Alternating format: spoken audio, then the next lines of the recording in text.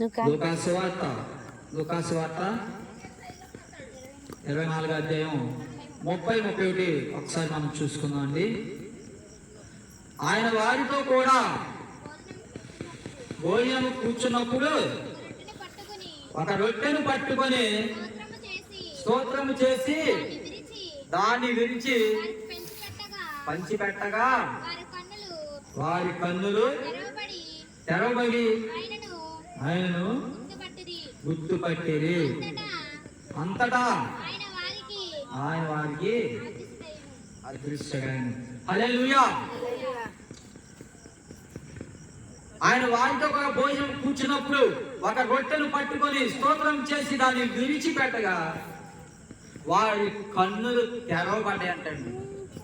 ఎప్పుడు తెరవబడ్డాయండి కన్నులు? యేసు ప్రభు వారు రొట్టె విరిచి ఇద్దరు వ్యక్తులు శిష్యులు పెట్టినప్పుడు వారి కన్నులు తెరవబడ్డాయి. ఒక దినమున యేసు ప్రభు వారు సిలువ వేసి మరణించిన తర్వాత సిలువ వేసి చాలా ఇబ్బందులు పెట్టి ప్రభు వారిని సిలువ వేసి చంపాడు. ఒక దినమున ఇద్దరు వ్యక్తులు అమ్మాయి మార్గంలో నడుచుకుంటూ వెళ్తూ ఉన్నారు. అమ్మాయి మార్గంలో వెళ్తూ ఉండగా మూడో వ్యక్తి వచ్చి వారితో కూడా నడిచాడు. ఈ మూడో వ్యక్తి నడుస్తూ వాళ్ళతో మాట్లాడుకుంటూ ముచ్చట పెట్టుకొని నడుచుకుంటూ వెళ్తూ ఉన్నారు. వారు ఆ రీతిగా వెళ్తూ ఉండగా కొంత దూరం వచ్చాక వారు ఆగవలసిన స్టాపు, వారు ఆగవలసిన గ్రామం వచ్చింది. వారు ఆగవలసిన గ్రామం ఆగితే యేసు ప్రభు వారు వారికంటే ముందుగా ముందుకు వెళ్ళిపోతుండగా, ఓ అబ్బాయి ఎక్కడికి వెళ్తున్నావు? పొద్దుపోయింది, చీకటి పడిపోయింది, ఎక్కడికి వెళ్తున్నావు? నువ్వు మాతో పాటు ఉండొచ్చు కొంచెంసేపు, ఈ రాత్రికి ఇక్కడే ఉండొచ్చు కదా, విందు చేయొచ్చు కదా, మాతో భుజించవచ్చు కదా, ఈ రాత్రిగా ఇక్కడే నువ్వు బస చేయమని దేవుణ్ణి వారు అడిగి ఉన్నారు. అప్పుడు ప్రభు వారు వీరితో ఉన్నప్పుడు వారు నేత్రములు తెరవబడలేదు. మాతో ఉన్న వ్యక్తి మూడో వ్యక్తి ఎవరు అని ఎంత కూడా అనుమానం రాలేదు. జనరల్గా మన ఇద్దరు నడుచుకుంటా వెళ్తే ఈ ఊరి వ్యక్తులు అయితే మాట్లాడుకుంటూ వెళ్తాం. వేరే ఊరి వ్యక్తి వచ్చి కలిస్తే నీ ఎక్కడమ్మా, నీ ఊరు ఎక్కడ, అదే నీదేమో క్వశ్చన్ వేసి అడుగుతారు. ఏ ప్రాంతం చెందిన వారు, మీరు ఎక్కడ ఉంటారు ఏంటని. కానీ ఇక్కడ ఈ ఇద్దరు వ్యక్తులు అమ్మాయి మార్గం నడుస్తూ ఉండగా కనీసం వారికి ఎంతో డౌట్ కాకోకుండా, అనుమానం రాకుండా, ఓ ప్రశ్న లేదు, నువ్వు ఎవరివయ్యా ఒక్క మాట కూడా ప్రభు వారిని అడగపోవడం. అబ్బాయి నువ్వు ఈ దినములు ఎక్కడే ఉండు, చాలా పొద్దుపోయింది, ఇంకెక్కడికి వెళ్తావు? నువ్వు ఎక్కడే ఉండాలి, నువ్వు మాతో పాటు ఇంటి చేయొచ్చుగా, బస్ చేయొచ్చుగా, ఈ రాత్రికాలం చీకటి ఎక్కడికి వెళ్తావు? పొద్దుపోయింది, చాలా ఎక్కడే ఉండని ప్రభు వారిని విందుకి ఆహ్వానిస్తే ప్రభు వారు వెళ్ళారు. ప్రభు వారు విందుకు వెళ్ళిన తర్వాత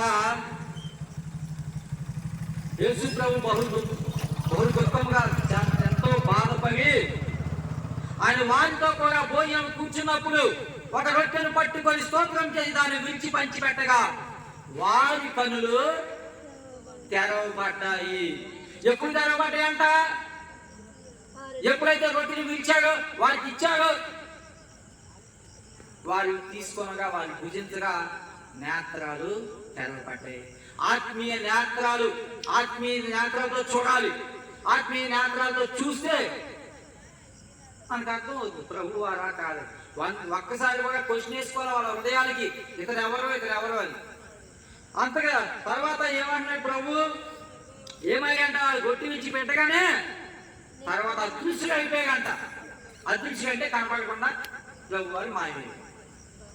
రొట్టి, ఎందుకంటే ఈ రొట్టి చాలా బాధాకరంగా, అయ్యో వీళ్ళకి ఆత్మీయ నేత్రాలు తెరువు ప్రభు వారిని ప్రార్థన చేసి ఆ రొట్టెను ఇచ్చారు.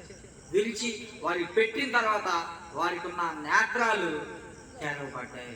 ఈ దినంలో మన నేత్రాలు ఎటువైపు ఉన్నాయి? లోకాన్ని ఎంతోసేపు చూడగలుగుతున్నాం, కానీ దేవుణ్ణి ఎంతసేపు చూడగలుగుతున్నాం? లోకాన్ని ఎన్ని గంటలైనా కన్నులు తెచ్చి చూడగలుగుతాం, కానీ ఆత్మీయ నేత్రాలతో దేవుణ్ణి చూడలేకపోతాం. ఆత్మీయ నేత్రాలతో చూడాలి అంటే నీ హృదయం నిండా యేసు నిండి ఉండాలి. ప్రార్థన జీవితం కలిగి ఉండాలి. పక్కగంటే అన్నట్టుగా కాదు, ప్రార్థన జీవితం కలిగి ఉండాలి. ఆయనతో సహవాసం ఉండాలి, ఆయన స్వరం వినాలి, ఆత్మీయ నేత్రాలతో ఆయన్ని చూడగలగాలి. నేను నా కన్ను తెరువుము, నా కన్నులు చూద్దాం అంటే ఈ కన్నులతో ఎలా ఎలా ఎలా ఎలా అంటాం కాదు, ఈ కన్నులతో చూద్దాం కాదు, ఈ కన్నులతో అందరూ చూస్తారు. ఎక్కడున్న కన్నులు ఉంటాయే ఆ కన్నులు తెరవబడాలి, ఆత్మీయ కన్నులు తెరవబడాలి. అందుకని ఎంపీసీ రామాగారు పక్కకు పెట్టేది నేను సూత్రాలుగా, నా కళ్ళు బాగానే ఉన్నాయిగా, నా కళ్ళకి ఏమైంది, మేము తెచ్చే చూస్తున్నాము, అయ్యగారు ఏంటి ఎట్టి చెప్తున్నారు, మేమందరం తెలిసి అయ్యగారు అంటే చూస్తున్నాం, మా కళ్ళు ఏమంటే ఏంటి అనుకుంటున్నారు కన్నా. ఆత్మీయ నేత్రాలు ఎప్పుడైతే తెరవబడతాయో అప్పుడు దేవుడు మనకి కనపడతాడు. అదే రీతిగా కీర్తన గ్రంథం 119:18 119:18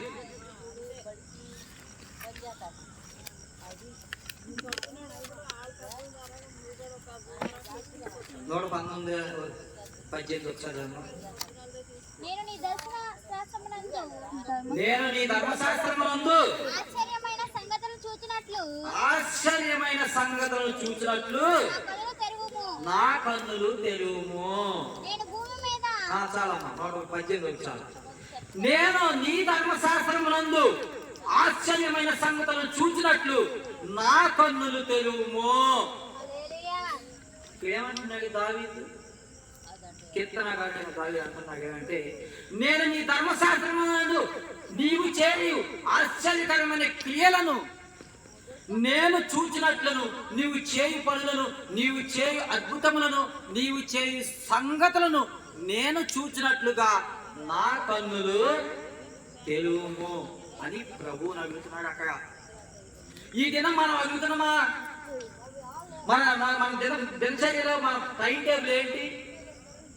మార్నింగ్ లేస్తున్నాం, వస్తున్నాం, పనులకి వెళ్ళిపోతున్నాం, మళ్ళీ డ్యూటీ చేసుకుంటున్నాం, వస్తున్నాం, ముద్ద అన్నం అనుకున్నాం, తింటున్నాం, పడుకున్నాం, అయిపోయింది. దినచర్య అయిపోయింది.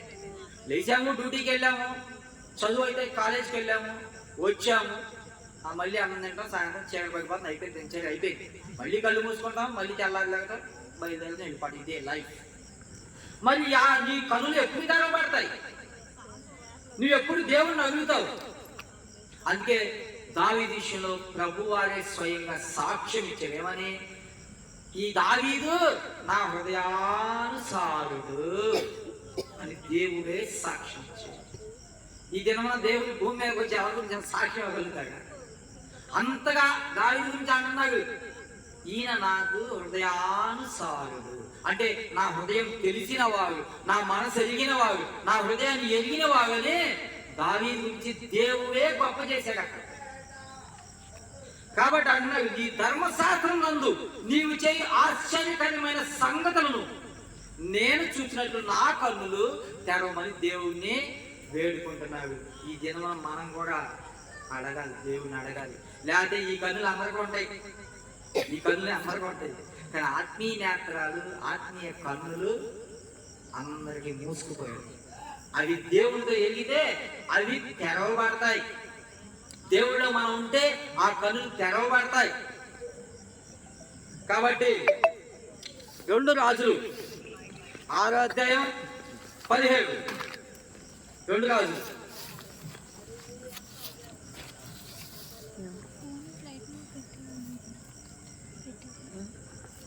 17.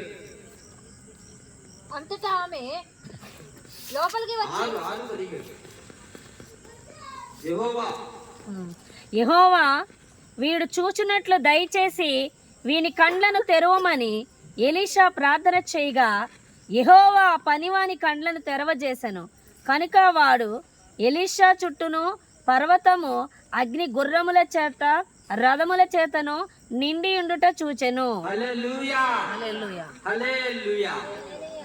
ఎలీషా అనే ఒక దైవజనుడు, ఎలీషా అనే ఒక దైవజనుడు పర్వతం మీద ఉన్నప్పుడు, ఆయన పర్వతం మీద చక్కగా ఏ దిగులు చీజ్ అంత ఏం లేకుండా ఎలీషా ఒక దైవజనుడు. ఎలీషా పనివాడు సడన్ గా ఆ పర్వతం వైపు అలా తిరుగుతాడు. ఆ పర్వతం వైపు తిరిగినప్పుడు సిరియా సైన్యం సిరియా సైన్యం మోహరించి అక్కడ కనపడతారు. ఎలీషా పనివాడికి ఈ సిరియా సైన్యం వాళ్ళు అంటే చంపడానికి, యుద్ధం చేయడానికి. మరి ఇప్పుడు పోలీసులు వచ్చేసి మన ఇంటి చుట్టూ ముట్టారనుకోండి, మన ఇంటికి ఉండే 2 తలుపులేగా, ఎన్ని తలుపులు ఉంటాయి? 2 తలుపులు ఉంటాయి. ఆ 2 దారిలోకి మనం వెళ్తాం తలుపులు వేసుకుంటే. ఇంకెక్కడి నుంచి వెళ్ళలేక ఇల్లు బాగొట్టుకుని వెళ్ళగలమా? వెళ్ళాలి. అలాగే కోటకి అనేక రకమైన తలుపులు ఉండొచ్చు. అయితే ఆ కోట చుట్టూ జనం మోహరించిపోయారు, శత్రువులు మోహరించిపోతే ఈ ఎలీషా పనివారి గుండెల్లో రైలు పరిగెత్తిపోయింది, దగబుట్టింది. అమ్మో, ఎంతమంది సైన్యం ఉన్నారు ఇంకా బాబు, ఆయుధాలు పట్టుకొని కాల్ చేస్తారేమో, చంపేస్తారేమో అని చెప్పి అతని గుండెల్లో ఆవేదన స్టార్ట్ అయిపోయింది. భయపడిపోయాడు, భయంతో వణికిపోయాడు. వెంటనే వచ్చి అంటాడు, ప్రభు, అయ్యా రాజుగారు, అయ్యా దైవజనుడా, సిరియా దేశం వాళ్ళు వచ్చేసారు, సైన్యం వచ్చేసింది. ఆ సైన్యం మనల్ని చంపడానికి చాలా మంది గుమిగూడిపోయారు అయ్యా, ఇక మన పని అయిపోయిందయ్యా, చాలా మంది అక్కడికి వచ్చి వెయిట్ చేస్తున్నారు, క్షణాల్లో యుద్ధం జరిగితే మన ప్రాణాలు పోవచ్చు అని ఎలీషా పనివాడు దైవజనుడైన ఎలీషాతో మాట్లాడు. అప్పుడు ఎలీషా గారికి తెలుసు, అన్నీ తెలుసు, యుద్ధం జరుగుతుందని తెలుసు, సైన్యం వస్తారని తెలుసు, యుద్ధం చేస్తారని తెలుసు. కానీ ఆ సైన్యం యుద్ధం చేస్తారా, నా దేవుడు యుద్ధం చేస్తారా అని ఏ టెన్షన్ లేకుండా నాకు యెహోవా ఉన్నాళ్లే అని ఏ దిగులు లేకోకుండా యెహోవా ప్రార్థన చేస్తాడు. ఏమని చేస్తున్నాడు? యెహోవా, వీరు చూచినట్లు దయచేసి వీరి కండ్లను తెరవమనంట. ఎలీషా ప్రార్థన చేయగా ఆ పని వారి కండ్లు యెహోవా తెరచాడు. అప్పుడు ఆ పనివాడు ఏం చూశాడు? ఎలీషా పక్కన ఉన్న పర్వతము అగ్ని గుర్రముల చేత రథముల చేతను నిండి ఉండట చూశాడు. అగ్ని రథాలు, పర్వతాల గుర్రాలు అన్ని ఎలీషా వెనక మాల ఉండటం గమనించాడు. అంతకుముందు ఆ నేత్రాలు, అతనికి ఆత్మీయ నేత్రాలు లేకపోవడం వల్ల అమ్మో వాడు యుద్ధానికి వచ్చేసారు, ఇక మనల్ని చంపేస్తారు, ఇక మనం బ్రతుకము, మన పని అంతే అని మన దగ్గర కావడం వచ్చి మనం కత్తి తీసుకొని నేను చంపుతాను రా అని మనం వెళ్ళాము. అవి సడన్ గా తుపాకీ తీసి పెట్టాడనుకోండి, కత్తి అవి మీద మనం వేస్తామా? వెంటనే కింద పడి బాబు నీకు అంటారు బాబు వెంటనే.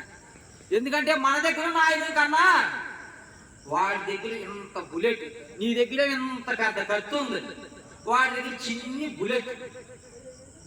దేన్ని చూసి భయపడతాం మనం? చెప్పండి.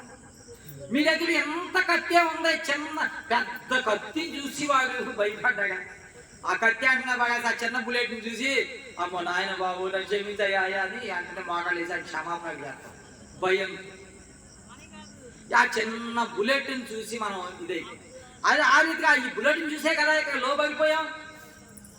మరి ఇక్కడ ఎలీషా ఏం చూశాడు? దేవుని వైపు చూశాడు.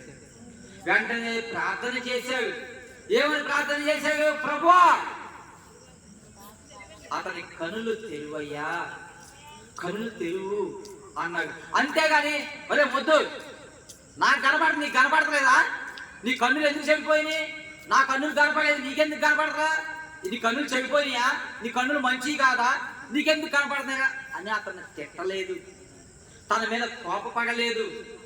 2 చేతులు పైకి ప్రభువా యెహోవా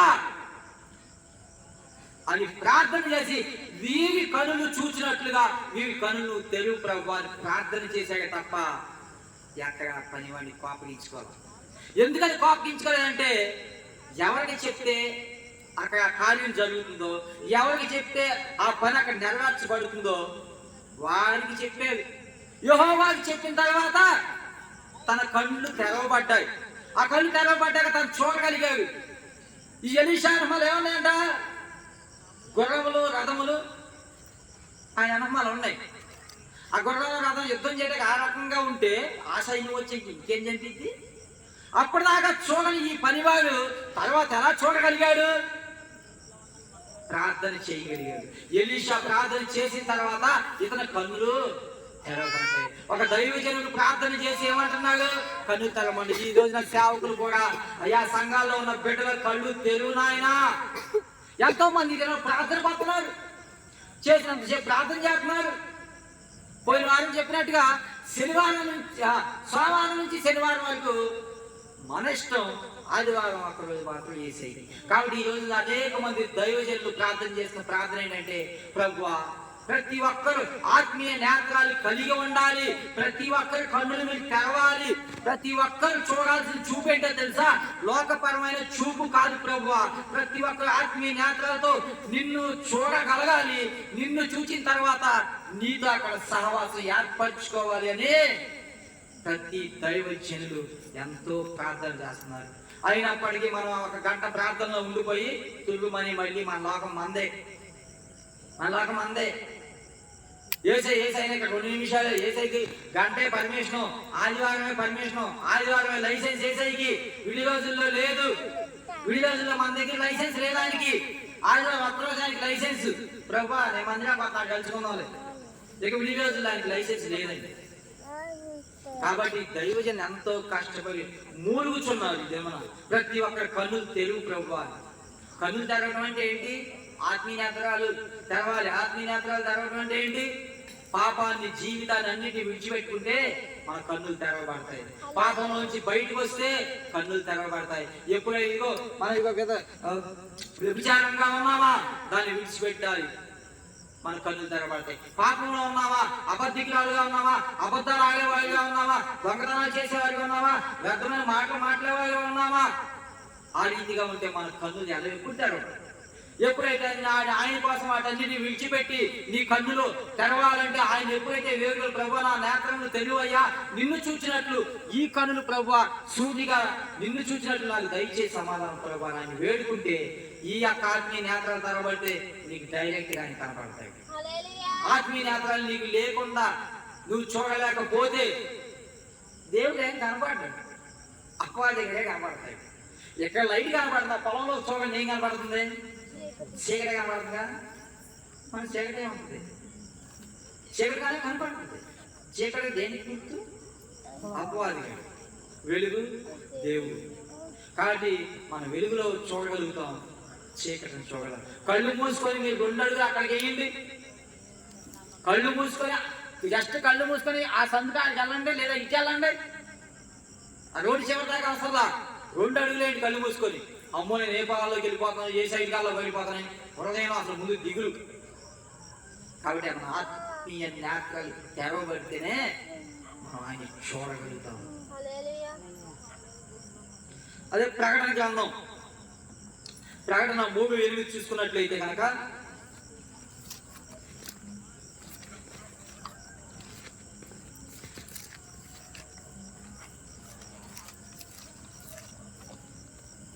నీ క్రియలను నేను ఎరుగుదను, నీకున్న శక్తి ఎరుగుదను, నీకున్న శక్తి కొంచెమై ఉండినను నీవు నా వాక్యమును గైకొని నా నామము ఎరగనలేదు. ఇదిగో తలుపు నీ ఎదుట తీసి ఉంచి ఉన్నాను, దాన్ని ఎవడనూ వేయనేరడు. హల్లెలూయా, హల్లెలూయా. ఇదిగో తలుపు నీ ఎదుట తీసి ఉంచి ఉన్నాను, దానిని ఎవడు వేయగలడు? నేను తీసిన తలుపుని ఎవడు వేయగలడు? నేను మూసిన తలుపుని ఎవడు తీయగలడు? ఎవడు దీన్ని తీయగలడు? ఈ రోజున ఆయన తెరవాలనుకున్న తలుపు తెరిచిన తర్వాత ఎవడైనా తలుపు మూసే దమ్ము ఉందా? మూయగలడా? మూయలేదు. ఆ దినమున నోవాహు అన్ని దేవుడు చెప్పిన విధంగా పడవలోకి ఏమేమి సమకూర్చాలో అవన్నీ కూడా సమకూర్చేసి నోవాహు నువ్వు లోపలికి వెళ్ళు, నేను తలుపేస్తా అంటే దేవుడు వేసిన తలుపుని నోవాహు తీయలేకపోయాడు. ఎందుకు తీయలేకపోయాడంటే తన మానవుడు. దేవుడు చెప్పిన మాటలన్నీ ఈ నోవాహు దినంలో ఈ మనుషులకు వాక్య పరిచయం ఎంత చేసినా ఎవడల్లా నోవాహు జాలి హృదయం వేసి మళ్ళీ ఆ తలుపు అక్కడ చెప్తాడు, అన్నది పడవలోకి ఎక్కిస్తాడు అని చెప్పి వద్దు నేను నాశనం చేయాలని దేవుడు అనుకున్నాడుగా. అలాంటప్పుడు ఇంకా ఎందుకు నువ్వు ఎలా తలుపు తీయగలవు? కాబట్టి నోవాహు చేసిన తలుపు నోవాహు తీయగలిగాక పడవకేసి తలుపు తీయలేకపోయాడు. అందుకే ఆయన అంటున్న మాట ఏంటంటే, ఇదిగో తలుపులు నీ ఎదుట తీసి ఇచ్చున్నాను, దానిని ఎవడు వేయనేరడు. నా ఎదుట నీవు తెరచిన తలుపులు వేయలేరుగా, ఎవ్వరు వేయలేరుగా. నీవు తెరచిన తలుపులు, నీవు తెరచిన తలుపులు, నా ఎదుట నీవు తెరచిన తలుపులు వేయలేరుగా, ఎవరు వేయలేరుగా. నీవు తెరచిన తలుపులు, నీవు తెరచిన తలుపులు. ఆయన తెచ్చిన తలుపులు అంట ఎవరు వేయలేరంట, ఎవరు తెరవలేదు. ఆయన తలుపు మూసిన తర్వాత ఎవరు తెరవలేదు. ఆయన అంటే నీ జీవితంలో ఒక మంచి వెలుగునిచ్చిన తర్వాత నీ జీవితంలోకి ఎవరో చీకటి తేలేదు. ఆయన ఆశీర్వదించాక నీ మీద ఎవరో వచ్చేసి వాడు నాశనం అయిపోవాలని శాపాలు పెట్టేస్తే నీకేమీ కాదు. ఆశీర్వాదం ఇచ్చింది ఎవరు? నీకు పర్మిషన్ ఇచ్చింది ఎవరు? మన దేవుడు పర్మిషన్ ఇచ్చాక ఇప్పుడు మన ఎంతో ఆశీర్వదింపబడగాయి. అమ్మో వాళ్ళు ఏడుతున్నారు, మా మీద వీళ్ళు ఏడుతున్నారు, పక్కింటి వాళ్ళు ఏడుతున్నారు అని మనం హృదయంలో బాధపడిపోతాం. ఎవరు ఏడ్చినా, ఎవరు శాపాలు పెట్టినా, ఎవరు ఎన్ని పనులు చేసినా ఆయన తీసిన తలుపులు ఎవరో మన జీవితంలో తలుపులు తీసాడు. ఎందుకు తీసాడు? ముందుకి మన జీవితంలో వెలుగు రావాలి. వెలుగు రావాలని, వెలుగు జీవితం కలిగి ఉండాలని, మన జీవితం ప్రకాశవంతంగా ఉండాలని ఆ తలుపులు తీసాడు. ఆయన ఆస్వాదించాక ఎవరైనా మిమ్మల్ని చేపించగలిగాడు? సత్తా ఉన్నాను ఎవరు లేదు. ఈ కన్నులు అందరికీ మూసుకుపోతాయి. ఏ రకంగా కన్నులు మూసుకుపో ఆయన తెరిచిన తలుపులు ఎవరు వేయలేదు అని ఆయన మాట్లాడుతారు. ఎప్పుడు మన కన్నులు తెరవబడట్లేదు. ఎందుకు తెరవబడలేదు? ఈ రోజు లోకంలో మా ఊరి గ్రామంలో చూస్తుంటే ప్రతి ఒక్కరి కాళ్ళకి నల్లతాడు, కాళ్ళకి పోతున్నాయి. ఆడోళ్ళు మగోళ్ళు అందరు తాళ్ళు ఉండేవి. ఈ పోనీ నేను చెప్పేది క్రైస్తవులు మాట చెప్తాను, వేరే వాళ్ళు కాదు. నేను చెప్పేది పుట్టు క్రైస్తవులు అని జీవించే క్రైస్తవులకు మాత్రమే నేను చెప్తున్న మాట అన్నమాట. వారు నల్లతాళ్ళు కాళ్ళు కట్టేసుకుంటున్నారు. మా గ్రామంలో చూస్తుంటే ప్రతి ఒక్కరి ఇంట్లో నల్లతాళ్ళు కట్టేసుకుంటున్నారు. యేసయ్య అక్కడ ఏ బైబిల్లో రాశాడు? ఏ బైబిల్లో ప్రవచించాడు ఇది కట్టుకుంటే ఏ శక్తి కాదని? పాటించేవారు వేరే ఉండొచ్చు. నీవెవరివి? యేసు ప్రభుని నమ్ముకుని పెట్టవే కదా, యేసు ప్రభు మందిరానికి వెళ్తావు కదా. ఊరి నుండి అయ్యే కట్టుకుంటున్నారు. నాకు ఎవరి కాళ్ళకి చూసినా పక్కమని మాటల్లో అలా కాళ్ళకి చూడగానే ఉంటున్నాయి. నాకు ఈరోజు వాక్య సందేశం అనుకున్నాయి. ఏంటి వాక్యం ఏమిస్తున్నావు, ఏం మాట్లాడాలి, ఇదేమన్నా వాక్యం ఏం చెప్పాలి అనగానే దేవుడు నాకు కన్నులు తెరవబడాలి. ఈరోజు సారాంశం ఏంటి మన సారాంశం ఏంటండి? కన్నులు తెరవబడాలి. కన్నులు తెరవబడాలి. ఆ సారాంశంతో ప్రభువా ఈరోజు ఏంటయా అంటే కన్నులు తెరవబడాలన్న మాట నాకు వినబడింది. అప్పుడు వచ్చింది ఈ వాక్యం నాకు ప్రభు మాట్లాడమని.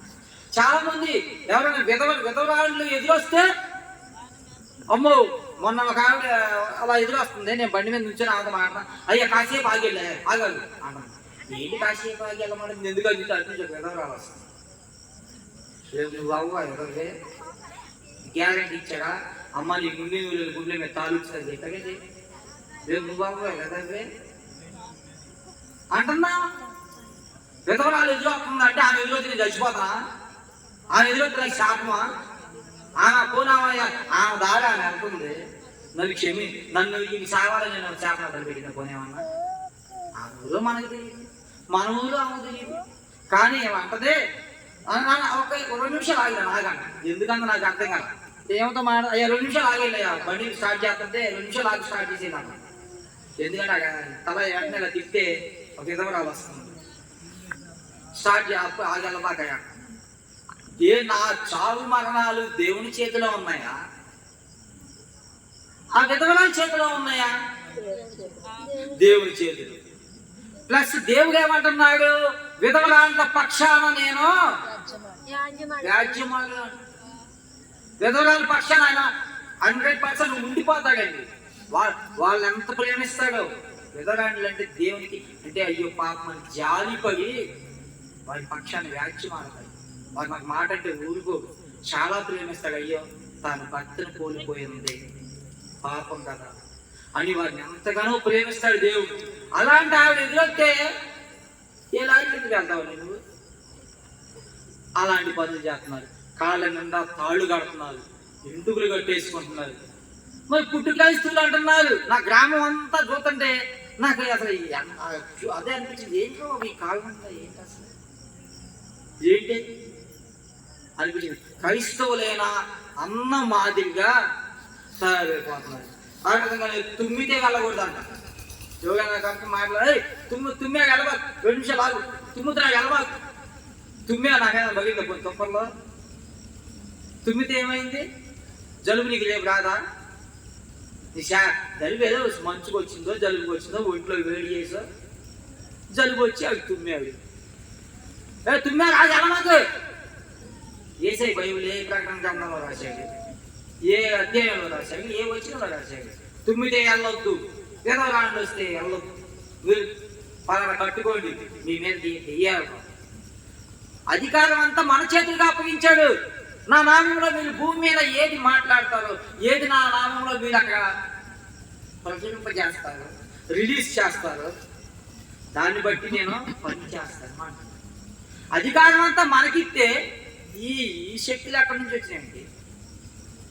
ఈ శక్తులు ఎక్కడి నుంచి వచ్చి? ఇంకో మాట చూసుకుంటే మంచి రోజులు అంట.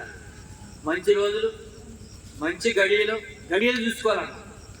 ఎక్కడ చర్చిలోకి వెళ్ళి మాస్టర్ గారిని, అయ్యా ఎప్పుడయ్యా మంచి రోజు, మా అమ్మాయి పెళ్లి చేద్దాం అనుకుంటున్నాము, మంచి రోజు చెప్పండి.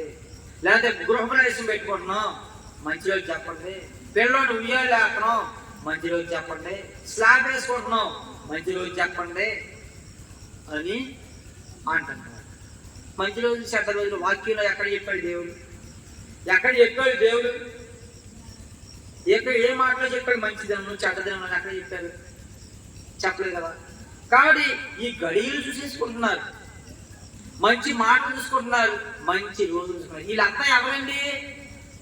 యేసుని ఎక్కిన వారు క్రైస్తవులు అంట. సిద్ధాంతాలు, ముహూర్తాలు ఇవన్నీ దేవుని బిడ్డలుగా మనకు పని చేయు. వీటన్నిటినీ ఒకప్పుడు నేను భయంకరంగా పాటించిన వ్యక్తిని, భయంకరమైన విధిలో నేను పెరిగిన వాడిని. వాడు ఇప్పుడు ఒక దినమున అమ్మ నాతో, నేను మందిరానికి వచ్చిన కొత్తలో అమ్మ చాతబళ్ళని, ఈ నమ్మకాలన్నీ ఇవన్నీ పంచాయతీ అమ్మ, మీకు తెలీదు అమ్మ, పంచాయతీ నాకు తెలుసు అంటే, ఏంటండి మీరు అలా మాట్లాడతారు? ఏంటి అలా మాట్లాడతారు? దేవుని శక్తి ముందు ఏది పనిచేయదు, మీకు తెలుసా అని అమ్మ నాతో అన్నారు. అప్పుడు నేను అమ్మ లేనమ్మా, నేను చూశాను, చాలా పంచాయతీ అవి. పంచాయతీ అంటే అయ్యో, దేవుడు మనకి ఎప్పుడో శక్తినిచ్చాడు. ఆయన నామంలో మనం ఏదైనా చేయగలిగే శక్తి మనకి ఇచ్చాడు. కాబట్టి మనం ఏమీ చేయలేవయ్యి, ఇచ్చాడు లేకున్నారు. పోనీ అమ్మ ఏమన్నా పుట్టుకైస్తువులా? అమ్మ పుట్టుకైస్తువులు కాదు, మధ్యలో ఇచ్చాడు యేసు ప్రభు వారిని.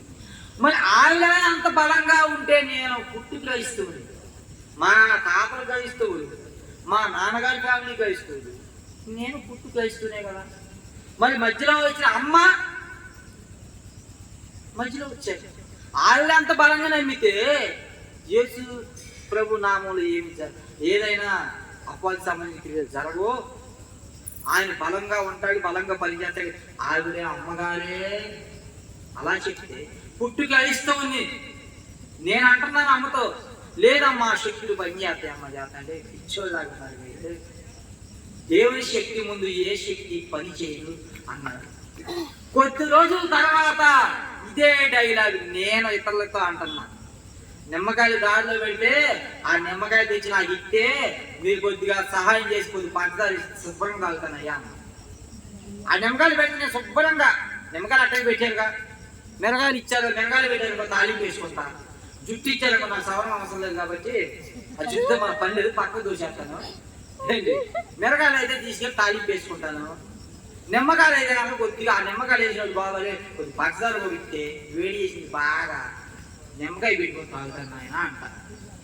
ఎందుకని ఈ మాట నేను అడగలిగాను? ఆ రోజు నా దైవజనురాలైన మా అమ్మతో నేను వ్యాఖ్య ఏమని, అమ్మ ఆ శక్తులు పని చేస్తాయి అమ్మా, ఆ శక్తులు పని చేస్తాయి అమ్మా, మీకు తెలియదమ్మా అని పుట్టుగా ఇస్తూ ఉన్నాయన నేనన్నా నా మాటలో. మరి కొద్ది రోజుల తర్వాత నా స్వామి ఎలా ఎందుకు అయిపోయిందంటే, నాకున్న నేత్రములు పిచ్చి నేత్రాలు, లోకములు చూచు నేత్రములు, నా నేత్రాలు పిచ్చి, లోకాన్ని చూసే నేత్రాలు. అందుకే అప్పుడు ఆ దినమున అమ్మ ప్రేర్ చేశారు. అంటే నాకు తెలియదు ప్రేర్ చేసి ఉంటారు. ప్రభు ఇంకేదైనా పిచ్చి మాటలు మాట్లాడుతున్నాడు. తన కన్నులు తెరవబడినట్లుగా నీవు చేయి ప్రభు అని అమ్మ ప్రార్థన చేశారు. అప్పుడు ఎప్పుడైతే కన్నులు తెరవబడ్డాయో నేను ఆ నిమ్మకాయలు తాగుతా రెడీ అయిపోయా. ఆ నిమ్మకాయలు నాకు ఎందుకు ఉపయోగపడుతుంది తెలుసా? పులిహోర చేసుకుంటాను, చక్కగా పులిహోర చేసుకొని తినేస్తాను. హాయిగా వేడి చేస్తే హాయిగా నిమ్మకాయలు కొద్ది పంచదార బాబాయ్ కలుపుకుంటాను. చక్కగా మిరగాయలు తీసుకెళ్ళి తాలింపు గింజలు కొద్దిగా బాబు తాలింపు ఉప్పు చల్లదు తాలింపు గింజలు వేసుకుంటాను. సరే, ఈ రోజున ఎందుకు ఆ శక్తి నాకు వచ్చింది? ఎందుకు నేను ఒకప్పుడు అంతగా వాటిని పాటించిన వాడిని ఇప్పుడు ఎందుకు ఏకంగా పెట్టాను అంటే, నా నేత్రాలు తెరవబడ్డాయి.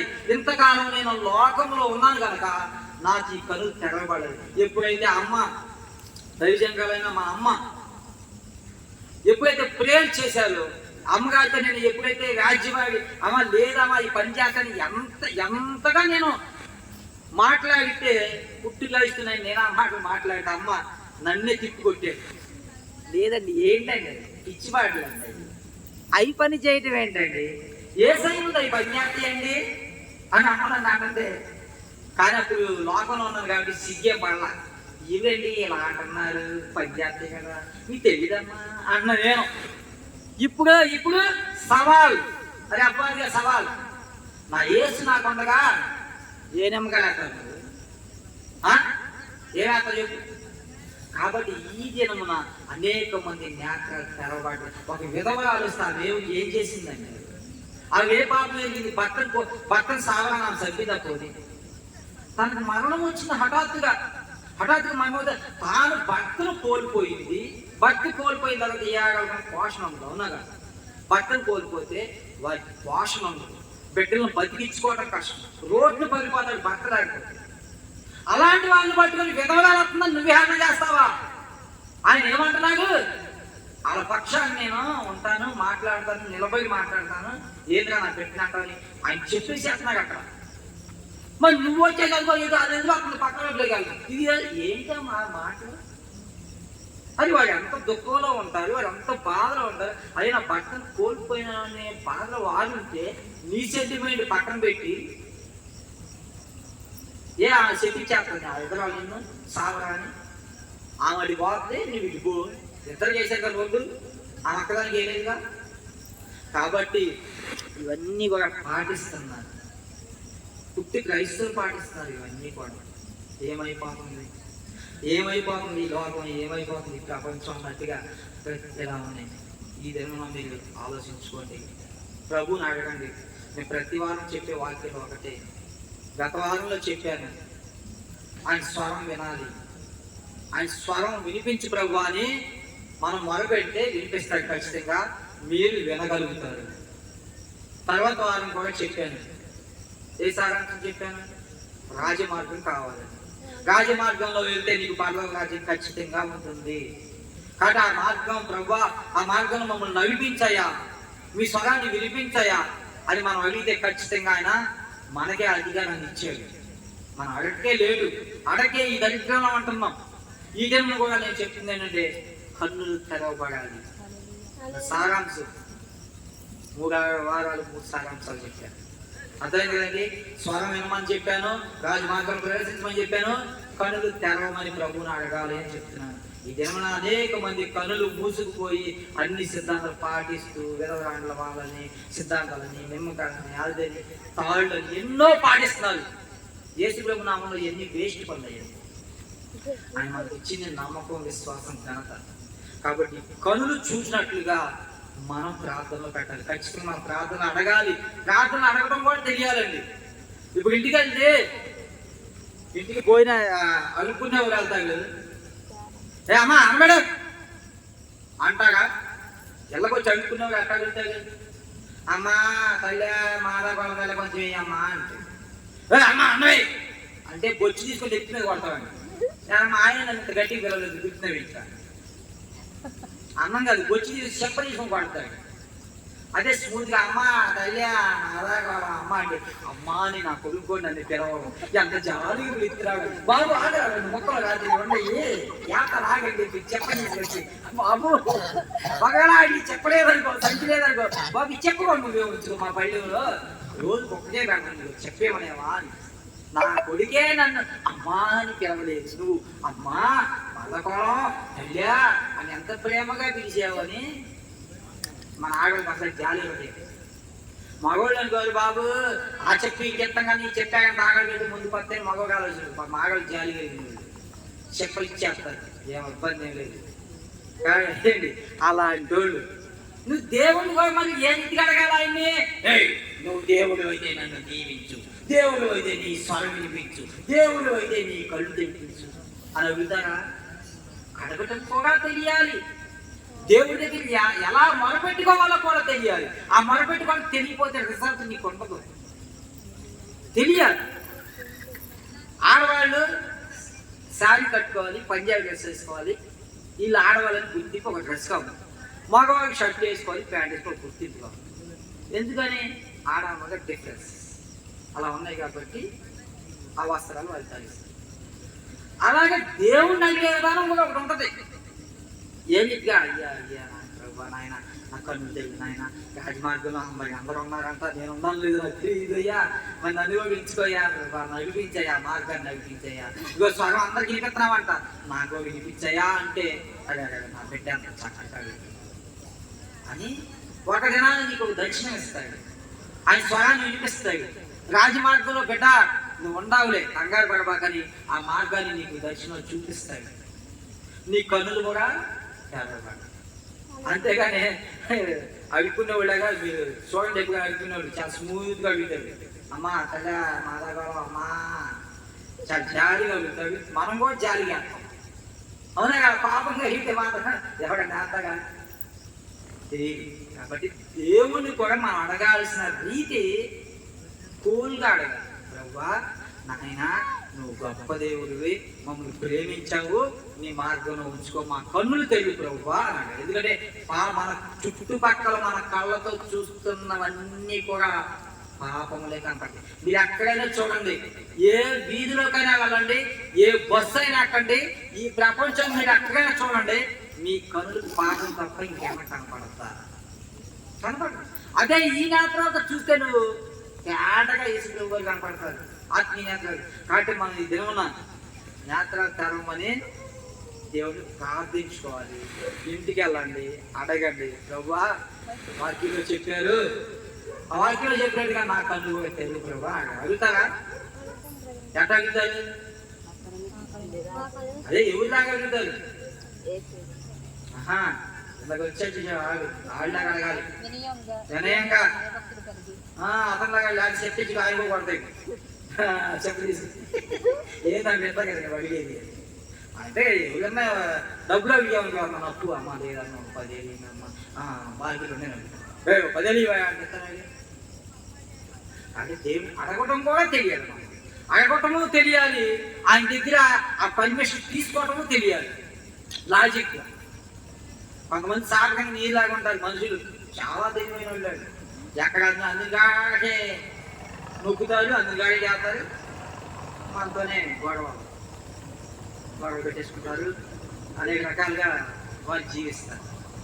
అది కుయుక్తి మైండ్, దేవుని మైండ్. కాబట్టి అడగటం కూడా చేయాలి. అలాంటి కుయుక్తి కాదు. హృదయంలో ఆయన నింపుకోవాలి. ఈ దినమున మన యొక్క కళ్ళు తెరవబడాలి. మీరు చెప్పిన పాయింట్లు గుర్తున్నాయి కదా. ఎలీషా చూడగలిగిన, ఎలీషా పని వారు చూడలేకపోయారు. ఇప్పుడు మన రాత్రి తల్లి సాయంత్రం చూడగలుగుతారు, మరి మనం చూడగలుగుతామా? చూడలేదు. కానీ చూడాలని ఆశ మనలో వచ్చిందో మనం చూడాలి.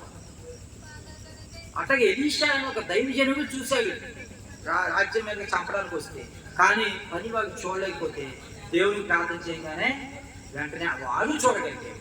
ఈరోజు సేవకులు కూడా మన కళ్ళు తెరవబడాలి అని ఎంతగానో మూడు ప్రార్థన చేస్తున్నారు. కాబట్టి మనం ప్రార్థన చేసుకుందాం, మన కళ్ళు తెరవబడాలని ప్రార్థన చేసుకుందాం. ఈ చిన్ని మాటలు దేవుడు దీవించును గాక. ఆమేన్. హల్లెలూయా. అందరికి అర్థమైంది కదమ్మా? అడుగుతారుగా ఇళ్ళకెళ్ళి కళ్ళు తెరవమని. కళ్ళు తెరవమని ఎట్లా అన్నది నిద్రలో దేవుడు. God bless.